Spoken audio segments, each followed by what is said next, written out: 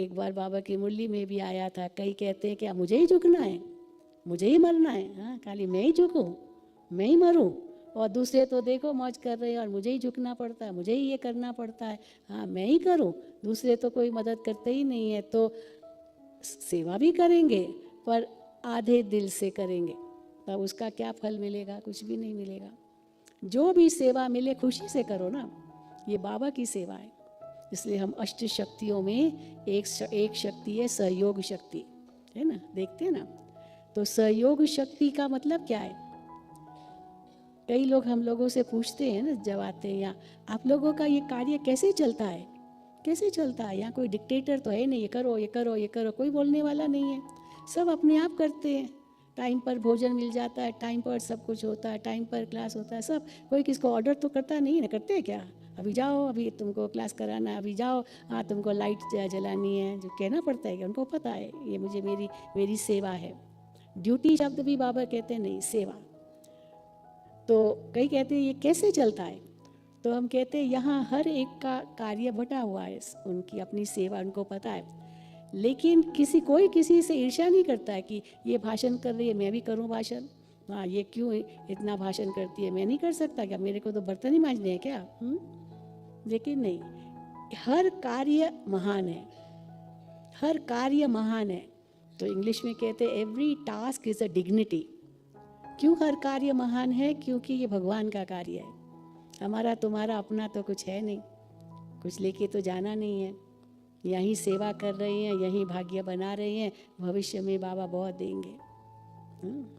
कई लोग आते हैं ना, हम लोगों का शिविर कराते हैं हम, तो एक समझो 1-1.5 घंटा तक चलो क्लास कराया, तो उसके बाद आएंगे और कहेंगे बहन जी आपने बहुत अच्छा क्लास कराया, ये 100 रुपया लो। हम कहते हैं हम 100 रुपये के लिए आपका क्लास नहीं कराया। तो एक किसी ने पूछ लिया, तो बहन जी आपको तनख्वाह कितनी मिलती है, आपको तनख्वाह कितनी मिलती है? सोचा होगा ना, जैसे लेक्चर्स देते हैं ना बाहर, तो कुछ ना कुछ मिलता है, चेक मिल जाता है कई बार, क्योंकि संस्था के नाम पर मिलता है। तो आपकी तनख्वाह कितनी है? तो हमने उनको जवाब दिया हमको तो इतना भगवान देता है जो 21 जन्म तक हम खाएंगे। कितनी तनख्वाह मिलती है? कितनी मिलती है? 1 जन्म तो क्या 21 जन्म। ये 100 रुपया दे के हम अपना कहेंगे भाई पूरा हुआ, मैंने 1 घंटा भाषण किया, इसलिए हम लेते नहीं। पांडव भवन का मैं किस्सा बताऊं, एक सेवाधारी भाई सुखधाम में वो सेवा करता था, तो कोई वीआईपी आया हुआ था सुखधाम में, वो रहा, तो उस सेवाधारी भाई ने उनकी बहुत सेवा की, माना हर चीज़ की मदद की जो भी उसको चाहिए था। तो जाने से पहले तो जैसे ना होटल में टिप्स देते हैं ना, भाई लो ये एक्स्ट्रा खाना खाया एक्स्ट्रा, या किसी को भाई ऐसे ही दे देते हैं। तो उसने भी उस सेवाधारी को 100 रुपया दिया, कहा आपने मेरी बहुत सेवा की है, आप ये लो। तो उसने मना कर दिया, हम ऐसे नहीं लेते, मेरा भी सब कुछ बाबा का है, मैं आपका लेकर क्या करूँगा, ऐसे कह दिया उसने। आपका लेकर मैं क्या करूँगा, मेरा भी तो सब बाबा का ही है, आपको चाहिए बाबा की भंडारी में डालो। उस व्यक्ति पर इतना प्रभाव पड़ा, जो वो वापस गया सेवा केंद्र पर गया और उसने ये अपना अनुभव सुनाया कि देखो वहाँ सब कैसे निस्वार्थ रूप से सेवा करते हैं, निस्वार्थ रूप से सेवा, क्योंकि हर कार्य महान है। लेकिन ये महानता का आधार क्या है? फिर वही बात, महानता का आधार क्या है? निर्माणता, नम्रता। हमारा व्यवहार कैसा है, हमारे बोल में वो नम्रता है या नहीं है, हमारे बोल में मिठास है या नहीं है, क्योंकि बोल से पता चलता है ये अभिमान है इसमें या नम्रता है। हाँ, कईयों के बोल ऐसे होते हैं कितना अभिमान दिखाते, पता नहीं क्या समझते हैं अपने आप को। लेकिन वो अगर अभिमानवश कुछ बोलते हैं, पता चल जाता है, वो वाइब्रेशंस आते हैं, ये अभिमानवश बोल रहा है, तुमको क्या मालूम, मैं जानता हूँ, हाँ तुम तो बेसमझ, मतलब कुछ भी बोल देंगे। लेकिन जो सचमुच महान है ना, वो ऐसे शब्द नहीं बोलेगा, सबको रिस्पेक्ट देगा, सबको रिस्पेक्ट देगा। हमारी दादियाँ कैसी थी, सबको रिस्पेक्ट देती थी। मम्मा तो इतना रिस्पेक्ट देती थी, जो मम्मा छोटे बच्चे को भी तुम नहीं कहती थी। हाँ, बाबा ने एक बार मुरली में कहा था ना, हाँ तुम ऐसे तुम ऐसे तुम ऐसे, तू करते रहते हैं। लेकिन जो सचमुच महान है वो आप कहेगा। तो छोटे बच्चे को भी कहती थी आपका नाम क्या है, ऐसे नहीं कहती तुम्हारा नाम क्या है ना? छोटे बच्चे को भी इतना रिस्पेक्ट देती थी। तो छोटे बच्चे को भी रिस्पेक्ट देना आप कह करके, आप सोचो, तो बड़ों को तो जरूर आप कहते होंगे। मम्मा देखती थी कि कोई माता है चप्पल पहना हुआ है और ठप ठप ठप ठप ठप ठप करके आ रही है, तो मम्मा उसको बुलाती थी। मम्मा कहती थी देखो धरती को भी दुख मिल रहा है, धरती को भी दुख मिल रहा है, क्योंकि ठप ठप ठप ठप धरती को ठप ठप करके, मतलब चप्पल जूता ऐसा तो जोर से पाँव चलाती होगी। मम्मा के जो कदम थे इतने सॉफ्ट थे, इतने सॉफ्ट थे, पता भी नहीं चलता था। बाबा भी ऐसे ही थे। हाँ, तो ऐसे नहीं कहा तुम कैसे चलती हो, तुमको अकल नहीं है चलने की, ऐसे भी बोल सकते हैं ना। लेकिन मम्मा ने कहा देखो ना, धरती को भी दुख होता है, तो थोड़ा आवाज़ नहीं करो, क्योंकि सबका ध्यान जा रहा था। सबका ध्यान, जब कोई बस जैसे चल रहा है ध्यान जा रहा है, तो सबका ध्यान जाना माना उसकी आवाज़, उसके पैर के चप्पल से, तो ये भी तो थोड़ा अभिमान दिखाना होगा ना।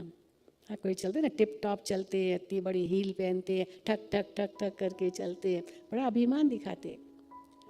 तो बाबा हमें क्या कहते हैं, बच्चे नम्र बनो। अब कैसे आज का जो वरदान था वो इसी के आधार पर था। तो इसी से कैसे वरदानी मूर्त भी बनते, बाबा ने कैसे वरदान को मिक्स किया, मिलाया नम्रता के साथ। तो वरदान अपने आप मिलता है, दुआएं अपने आप मिलती है, न वरदान मांगा जाता है न दुआएं मांगी जाती है। दोनों में मेहनत नहीं है। अगर दुआ मिली वरदान मिला, इसमें मेहनत नहीं है, क्योंकि बाबा से मोहब्बत है इसीलिए वो मिला। पर वरदान को हम कैसे यूज़ करें, कैसे यूज़ करें, इसकी भी अंदर में इसका भी चिंतन चलना चाहिए। वो नम्रता का भी रूप सामने तब आएगा जब उसका चिंतन चलेंगे। वरदान मिला, कईयों को बहुत अच्छे अच्छे वरदान मिलते हैं, लेकिन उनको अभिमान आ जाता है कि बाबा ने मुझे वरदान दिया, हाँ भगवान का मैं बहुत प्रिय हूँ, लेकिन वो वरदान का सदुपयोग नहीं है। वरदान मिला माना वो हमको झुकाता है, नम्र बनाता है। तो ऑटोमेटिकली जो आज बाबा ने कहा ना, निर्विकल्प स्थिति, निर्विकल्प, कोई भी ऐसा बुरा संकल्प मन में आएगा तो वो मुख से निकलेगा, क्योंकि जैसे हमारी सोच होगी वैसे ही बोल निकलेंगे। तो जो हमें शब्द बोलना नहीं है वो सोचना भी नहीं है, पर पहले सोच में आएगा फिर बोल में आएगा। तो क्या बोलना है क्या नहीं बोलना है, बाबा हमें सब प्रकार की शिक्षा देते हैं, क्योंकि हम जो देंगे हमको वही मिलेगा। हम सोचे हम सबको रिस्पेक्ट दे, मना सब हमको रिस्पेक्ट दे, सम्मान दे, सब हमसे प्यार से बात करे, और मैं सबसे अभिमान से बात करूं। तो मैं अभिमान से बात करूंगी तो वो कोई कम है क्या, वो भी अभिमान से बात करेगा। और फिर क्या होगा, जैसे बांस की लकड़ियाँ, मैं भी अभिमानी वो भी अभिमानी। जंगलों में आग क्यों लगती है, ऐसे नहीं कि किसने दिया सलाई जलाई या सिगरेट जलाया या तभी आग लगी, नहीं। सूखा जंगल होता है, उस पर बांस की लकड़ियाँ होती है और वो सीधी सीधी खड़ी होती है। जो हरी बांस की लकड़ियाँ होती है वो तो झुकी हुई होती है, लेकिन जो सूखी लकड़ियाँ होती है बांस की, वो इतना उनमें फ्रिक्शन होता है, और जैसे ही हवा का झोंका आया आपस में टकराई और आग निकलती है ना, पता है उसको फ्रिक्शन कहते हैं। वो सूखे आपस में वो आग निकली, तो जंगलों को आग लग जाती है सूखे पेड़ों के कारण, वो खास बांस की लकड़ियों में। तो मनुष्य भी अभिमान के वश जो कर्म करता है, अब उसका परिणाम क्या निकलता है, कुछ भी क्या निकलेगा। समझो किसने मुझे 2 अपशब्द कहे और मैंने कहा तो मुझे ये कहते हो, अच्छा तुम भी कोई कम हो क्या, तो मैंने 4 अपशब्द उसको कहे। अब इसका मतलब मैंने वो 2 अपशब्द स्वीकार किए ना, तभी तो 4 अपशब्द कहे। अगर मैं वो 2 अपशब्द नहीं स्वीकार करता तो 4 अपशब्द कहने की क्या ज़रूरत है। तो मुँह रखो, तो कहेगा अच्छा मैं मूर्ख हूँ तो तू महामूर्ख है। हाँ, नेले पर देला, भाई नेला है, नेला फेंका तो अभी उसको हराना है, तो हम देला फेंकेंगे तभी तो हरा सकेंगे ना। तो नेले पर देला, तू शेर है तो मैं सवा शेर हूँ, मैं कम हूँ क्या तुम्हारे से, और झगड़ा चालू हो जाता है। और उसने तो केवल 2 शब्द ही बोला था, पर मैंने 4 बोला, फिर उसने 8 बोला, फिर मैंने 16 बोला, बस लड़ाई झगड़ा चालू हो गया। फिर क्या किया उसने, मुझे थप्पड़ मारी और मैंने क्या किया, उसको गिरा दिया और गिरा दिया। हाँ, उसने तो थप्पड़ मारी और जैसे गिरा दिया वो उसके नाक में से खून निकला, उसको होठ सारा खून खून हो गया। अब जिसने जो 2 गाली दी थी या कहता है वो तो मनुष्य भूल जाएंगे, लेकिन क्या देखा, अरे ये गिर गया, इसने गिराया इसको, अरे क्या समझता है अब इसको, कैसे क्यों गिराया, तो उसका नाम बदनाम होगा ना। भले शुरुआत गिरा जो उसने की मान लो, परंतु उसको जो पहला शब्द कोई तो होगा, लेकिन दूसरे ने उसको गिरा दिया और उसको चोट लगी, तो किसका दोष माना जाएगा, जिसने 2 गाली दी या जिसने गिराया? हाँ, वो 2 शब्द वाला तो वो तो उसकी तो भूल माफ, क्योंकि उसे और बढ़कर बढ़कर बढ़कर हुआ। मुझे याद है मैं स्कूल पढ़ती थी तब, तो मेरी एक सहेली थी, मैं ये बहुत किस्सा सुनाती हूँ, भूल नहीं पाती हूँ, क्योंकि वो क्या परिणाम हुआ उसका। तो वो सहेली जो थी उसके पिता की दुकान थी, नेबर थे, हमारी दूसरी बिल्डिंग में रहती थी जहाँ मैं घर में रहती थी, स्कूल पढ़ती थी। तो एक दिन अखबार में आ गया, न्यूज़ में हेडलाइन, 1 पैसा मर्डर, 1 पैसे के कारण हत्या की।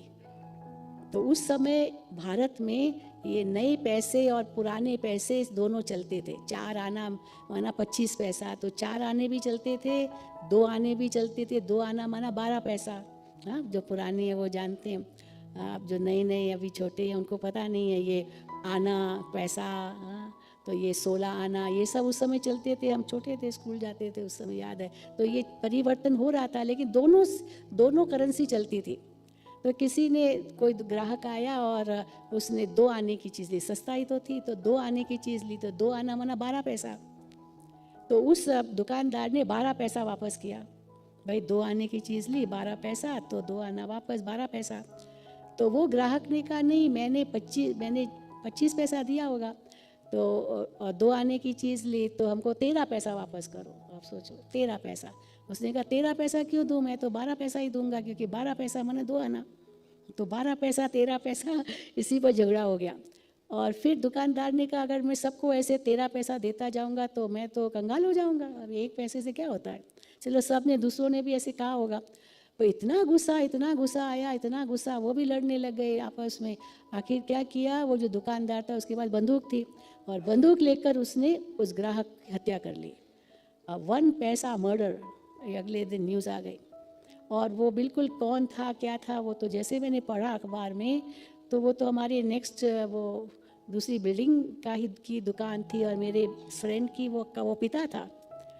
तो उसके बाद हमने देखा, उसको तो पकड़ के ले गए जेल में, जिसने मर्डर किया बंदूक लेकर के, वो ग्राहक तो मर गया, लेकिन जेल में गया। फिर जेल में उसका कितना बुरा हाल हुआ, दुकान इसका ख़त्म हो गया, मकान ख़त्म हो गया, सब कुछ ख़त्म हो गया, और एकदम कंगाल होकर के मरा। और क्या, 1 पैसे के कारण।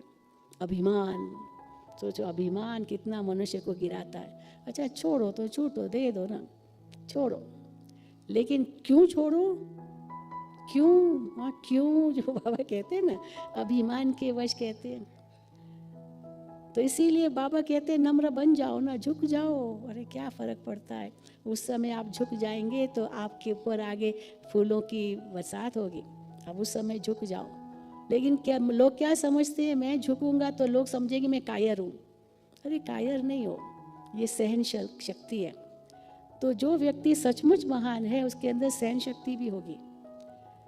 इसलिए नम्रता ही महानता है, क्योंकि वो सहन करेगा, वो झुकेगा। हाँ, कई कहते हैं कब तक झुके, कब तक झुके। हाँ, झुकना है, झुकना है, मरना है, सीखना है, जो क्वीन मदर हमें कहती थी, खास टीचर्स को तो बहुत कहती थी। सबके लिए है, सबके लिए है। तो इसीलिए नम्रता का गुण कितना महान बनाता है। भले उस समय लगेगा कि ये हार गया, ये जीत गया, ये झुक गया, हाँ ज़रूर इसने कोई भूल की होगी, ओके मैंने भूल नहीं की, मैं क्यों झुकूं। चलो उस समय तो आप नम्र हो जाओ, आगे तो बात को मत बढ़ाओ। चलो वो नहीं होता, डीठ है, ठीक है, छोड़ो, पता नहीं किस जन्म का हिसाब किताब होगा। लेकिन हम भी पीछे पड़े रहेंगे तो वो हिसाब किताब तो बढ़ेगा ना। क्यों इसने मुझे ऐसे कहा, अरे पता नहीं किस जन्म का हिसाब किताब है। उस दिन बाबा की मुरली में बड़ी मज़ेदार बात आई। किसी ने कहा बाबा इसने मेरे को मारा, तो बाबा ने कहा बच्चे तुमने भी ज़रूर किसी जन्म में इसको मारा होगा। है ना, एक मुरली में आया था, भाई पति ने मुझे मारा, ऐसे कहा। तो पति ने मारा तो तुमने भी कभी उसको मारा होगा, तभी तो उसने मारा ना, नहीं तो क्यों मारता। ये कर्मों का हिसाब किताब चुकता हो गया। और आपको मैं फिर भी और मारूं, 10 मारूं, ये मारूं। कल मार खाने की बात आई थी, कल ही थी ना, हाँ कल मारने की भी बात थी ना, जुगल के बीच में मुरली सुनी होगी ना आपने। हाँ, पति ने कैसे पत्नी को मारा। तो मैंने ऐसे ही क्लास में पूछा कि ऐसे भी कोई है जो पति ने भी मार खाई हो। पत्नियाँ बेचारी तो बहुत मार खाई होगी। हाँ माताएं बताओ, जिन्होंने आपने मार खाई, हाथ उठाओ, हाथ उठाओ माताएं जिन्होंने मार खाई अपने पति की। कोई नहीं है यहाँ?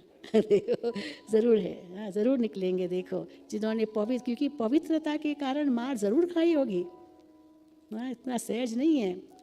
परंतु फिर मैंने भाइयों से पूछा कि आप लोगों भी बताओ, आप में से कोई है जिसने अपनी पत्नी की मार खाई हो? तो 2-3 ने हाथ उठाया।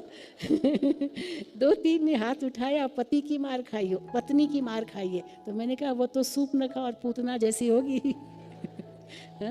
जो पत्नी ऐसी होगी ना, जो पति को भी मारे, तो वो तो सूपनखा और पूतना का ही काम है। लेकिन है, तो उस समय मुझे याद आया मेरा बचपन का किस्सा। मैं छोटी थी तो मैं तो सेंटर पर जाती थी, छिप कर जाती थी, बंधन था बहुत हमें। तो क्या हुआ कि एक दिन वो मेरे भाई ने मुझे देख लिया, मैं सेंटर से आ रही थी। तो जैसे मैं घर आई तो मुझे बहुत मारा। मैं समझो 13 साल की होंगी। तो सेंटर पर तो जाती थी, सेंटर पर जाती थी, फिर स्कूल जाती थी, फिर शाम को भी स्कूल से आती थी। सेंटर और स्कूल नज़दीक था, घर भी नज़दीक था, तो फिर मैं सेंटर पर जाती थी और फिर घर आती थी। तो मुझे उसने मारा। और उसी दिन बाबा की मुरली में हमने सुना, बाबा की मुरली में आया कि पवित्र कन्याओं पर हाथ चलाना ये बहुत बड़ा पाप है। अरे नवरात्रियों में तो पवित्र कन्याओं की पूजा होती है, देवियों की पूजा होती है, और यहाँ एक पवित्र कन्या पर हाथ चलाना ये कितना बड़ा पाप है। तो वो मुरली सुन के आई थी। तो जब मैं घर आई तो भाई ने मुझे मारा, तुम वहाँ क्यों गई, तुमको मना किया नहीं जाना है। तो मुझे भी जोश आ गया। मैंने कहा चल पापी कहीं का। चल पापी कहीं का, अपने पवित्र कन्या पर हाथ चलाया है, आपके ऊपर बहुत पाप चढ़ेगा। तो बेचारा इतना घबरा गया, इतना डर गया। उसके बाद कभी हाथ नहीं चलाया। तो मेरी माँ ने कहा क्यों हाथ चलाया, चलो गई, इसमें क्या है। तो क्योंकि पढ़ने में भी होशियार थी, सब अच्छा ही था, लेकिन अच्छा लगता था। मेरी माँ भी जाती थी, तो माँ जाती थी तो माँ के साथ ही मैं गई थी, वही मुझे ज्ञान में ले कर आई। तो कहने का भाव उस समय तो मैंने कह दिया, लेकिन उसने सबक सीख लिया, फिर कभी नहीं कहा। और फिर तो इतना उसका प्यार था, वो अमेरिका गया, मुझे कहा आप अमेरिका आओ। मैंने कहा अमेरिका नहीं आना है, वहाँ माया है, माया है। हाँ। लेकिन यानी कहने का भाव है कि आखिर तो हमें नम्रता ही सफलता दिलाएगी ना। उस समय तो हमने भी कह दिया, परंतु आखिर कर हम सदा तो ऐसे नहीं रहेंगे ना। घर में रहना है, परिवार में रहना है, कुछ ऐसा बोल दिया, कुछ कर दिया तो क्या होता है, इसका परिणाम तो कोई सही अच्छा तो नहीं होगा ना। घर स्वर्ग बनाना है तो कुछ झुकना भी पड़ेगा, उसके लिए हमें कुछ मरना भी पड़ेगा। तो नम्रता ही महानता है। एकाग्रता की विशेषता यह है कि वह हमसे श्रेष्ठ संवाद कराती है, अर्थात विश्लेषण, मौन की गहनता, ज्ञान की पराकाष्ठा, योग का प्रयोग, अडोलता, धैर्य, विश्वास आदि की क्षमता का विस्तार करती है। एकाग्रता में रहकर हम अपने ही भीतर ज्ञान के अनंत महासागर को जान सकते हैं। अतः मन की समस्त गुप्त और सुषुप्त शक्तियों को निरंतर अभ्यास द्वारा प्राप्त किया जा सकता है। एकाग्रता की शक्ति अर्थात मन की शक्तियाँ सूर्य की किरणों की तरह है। जब वे केंद्रित होती है तो रोशनी करती है। एकाग्रता की 3 विशेषताएं। पहली, शक्ति उत्पन्न होती है। दूसरी, धैर्य जगता है। और तीसरी, शक्ति और धैर्य के परिणाम से मनुष्य साहसी हो जाते हैं। एकाग्र मन से मनुष्य कोई भी कार्य अपने मुताबिक बेहतर तरीके से कर सकता है। जब किसी को पढ़ाई करनी हो, अपने जीवन के लक्ष्य को प्राप्त करना हो या कोई अन्य कार्य करना हो, यदि उसका मन एकाग्र होगा तो वह सभी कार्य आसानी से कर सकता है। ये रचनात्मक दृश्य के उपयोग के लिए एक शक्तिशाली उपकरण है, यानी कि विजुअलाइजेशन के लिए ये बहुत ही अच्छी एकाग्रता की अभ्यास की हमें ज़रूरत पड़ती है। लंबे समय के लिए ध्यान केंद्रित कर पाना एक ऐसा कौशल है, यानी कि एक ऐसी स्किल है जिसका लाभ बच्चों को उनकी शिक्षा और दिमाग विकसित करने में प्राप्त होता है। कोई भी लक्ष्य प्राप्त करने के लिए और जीवन में सफल होने के लिए एकाग्रता बेहद ज़रूरी है। एकाग्रता की क्षमता ध्यान में मानसिक निपुणता और मन की शांति प्राप्त करने में महत्वपूर्ण भूमिका निभाती है। एकाग्रता के उपयोग और लाभ और भी अनेक हैं, जैसे कि विचारों पर नियंत्रण, मन को केंद्रित करने की क्षमता, निरर्थक और खराब विचारों से मुक्ति, अपने विचारों को चुनने की क्षमता, बेहतर याददाश्त और बेहतर आत्मविश्वास, प्रबल इच्छा शक्ति और निश्चिंतता, अध्ययन करने और अधिक तेजी से समझने की क्षमता, अंदरूनी शक्ति अर्थात आत्मिक शक्ति पर विश्वास आदि आदि। ऐसी और भी एकाग्रता की बहुत विशेषता है। इसीलिए हमें एकाग्रता का अभ्यास जरूर करना चाहिए, जिससे हमारी मानसिक शांति हो जाती है।